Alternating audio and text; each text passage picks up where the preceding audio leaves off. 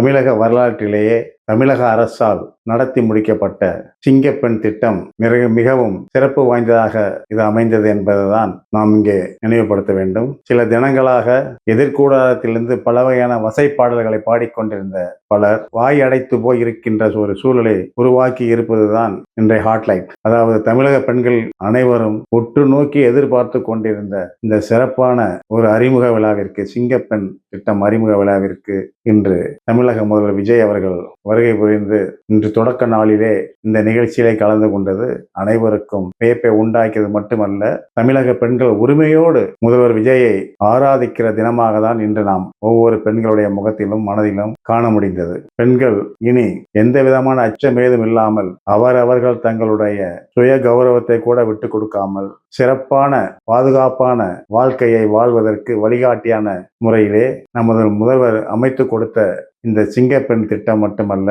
இந்த சிங்கப்பெண் திட்டமானது சீறி வருகின்ற சிங்கப்பெண் திட்டம் போல இது செயல்படும் என்பதில் எந்த விதமான எதிர்மறைகள் ஏதுமில்லை. கண்டிப்பாக இந்த சிங்கப்பெண் திட்டம் தமிழகத்தை சீர்தூக்கி காட்டும் என்பதில் எந்த விதமான மாற்று கருத்தும் இல்லை.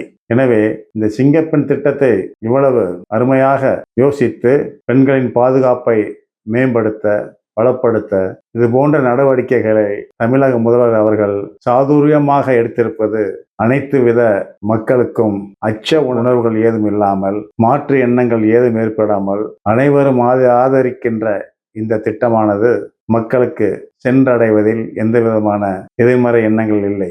மாறாக, குறிப்பாக தமிழக பெண்கள் இன்று தமிழக முதல்வர் விஜய் அவர்களை இந்த திட்டத்தின் மூலமாக அனைத்து பெண்களின் மனங்களிலும் அன்போடு ஆதரவோடு ஏற்றுக்கொண்டிருக்கிறார்கள் என்பதில் எந்த விதமான மாற்று கருத்தும் இல்லை. இது போன்ற திட்டங்கள் இன்னும் அன்றாட தமிழக மக்களின் பயன்பாடுக்கு பாதுகாப்பாக உற்ற துணையாக இருப்பதற்கு இது போன்ற திட்டங்கள் இன்னும் நிறைய வர வேண்டும் என்பதுதான் எல்லோருடைய எதிர்பார்ப்பாகவும் இருக்கிறது.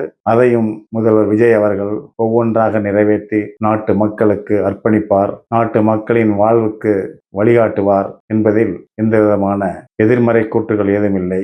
இவை அனைத்தும் நன்றாக நடைபெறும் என்பதை நாம் அனைவரும் அனுதினம் கவனித்துக் கொண்டிருப்போம். நன்றி, வணக்கம்.